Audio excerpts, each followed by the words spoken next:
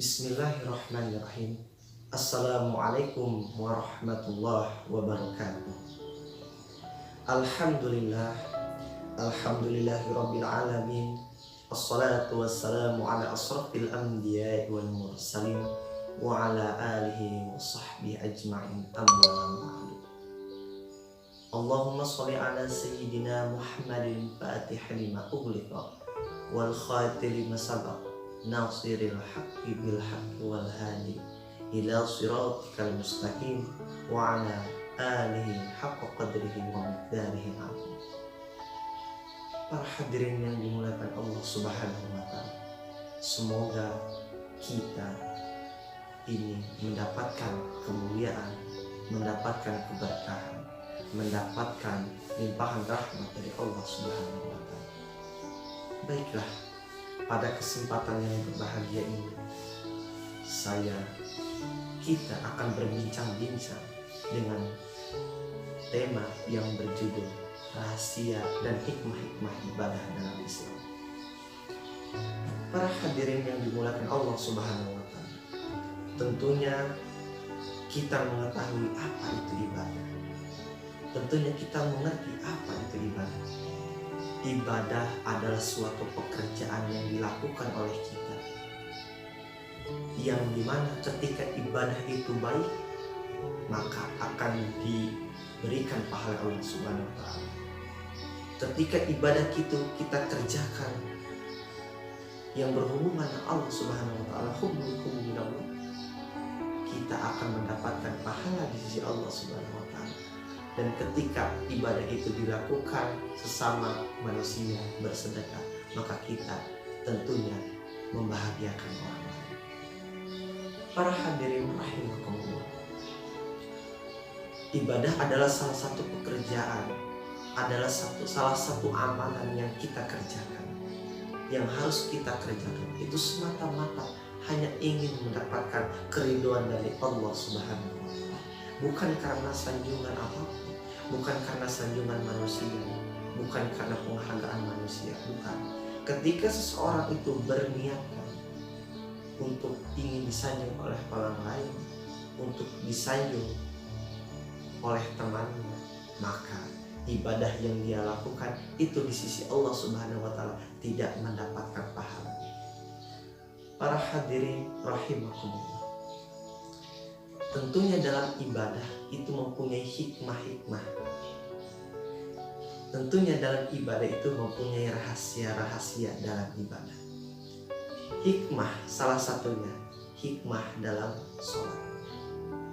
Ketika kita melakukan sholat asar, ketika kita melakukan sholat maghrib, itu adalah suatu waktu yang diijabah oleh Allah Subhanahu wa taala. Salah satu waktu yang diijabah oleh Allah Subhanahu wa taala. Karena mengapa? Karena pada waktu itu adalah Nabi kita, yaitu Nabi Adam alaihissalam, itu diterima oleh Allah Subhanahu wa taala taubatnya. Yang ketika sebelumnya itu memakan buah khuldi. Apa doanya? Rabbana zolamna anfusana wa illam taghfir lana wa tarhamna lanakunanna minal khasirin.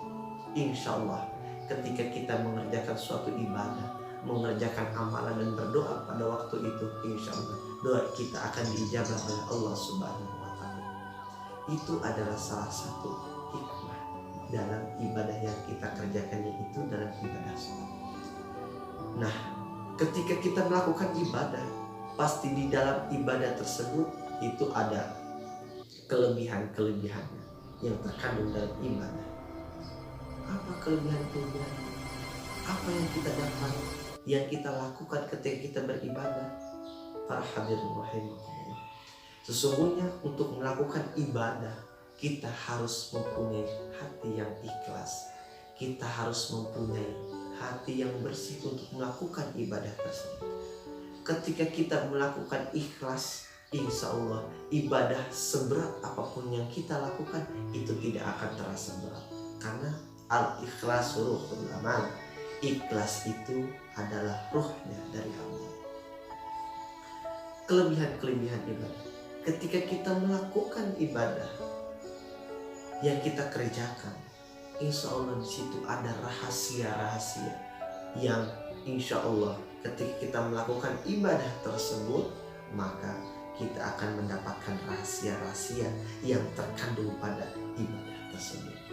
Contohnya, ketika kita sering membaca Al-Quran, ketika kita sering bersolawat kepada Nabi Muhammad SAW, ketika kita sering membaca lafaz-lafaz yang baik, di situ ada rahasia ibadah, di situ ada ketenangan hati, kesejukan jiwa. Disitulah letak rahasia-rahasia ibadah. Semua amalan, semua ibadah yang kita lakukan itu mempunyai rahasia-rahasia. Ketika kita bersolawat kepada kanjeng Nabi Muhammad SAW, maka insya Allah kita akan mendapatkan syafaat dari kanjeng Nabi Muhammad SAW.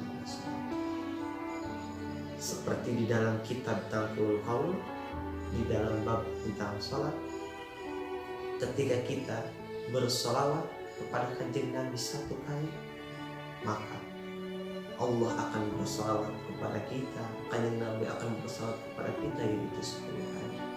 Man shalla alaihatan sholatan wahidatan sallallahu alaihi biha asyran, wa man shalla alaihi asran sallallahu alaihi biha mi'atan, wa man shalla alaihi mi'atan sallallahu alaihi biha asyran, wa man shalla alaihi asyran lam tamassuhun nar.